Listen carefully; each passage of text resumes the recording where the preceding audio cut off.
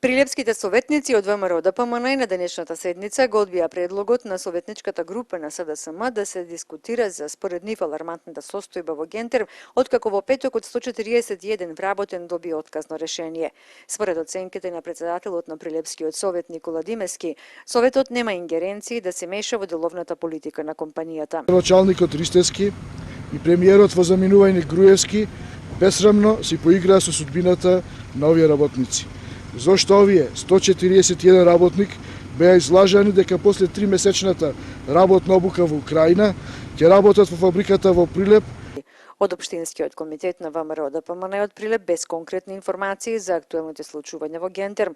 Во партиско соопштение повторно упатија жестоки критики на адреса на СДСМ и оценки дека напуштањето на седницата кога се дискутира за буџетот на општината само покажува бегање од соочување и недостиг на аргументи на оваа партија да одговори на сите проекти кои ВМРО ДПМН ги реализира и предвидува за Прилеп. А вработените во Гентерм во саботата со протест пред општинската зграда побараа решение за нивните проблеми токму од општината. Значи, пред да замениме во Украина ни беа ветувани стална работа, дека кога ќе се вратиме во октомври, ноември, ќе почне фабриката со работа и дека веднаш ќе бидеме повикани. Премиерот Никола Груевски на 2 овој месец не најави откази, туку нови вработувања на оваа американска компанија како прва инвестиција во зоната Алинци кај Прилеп.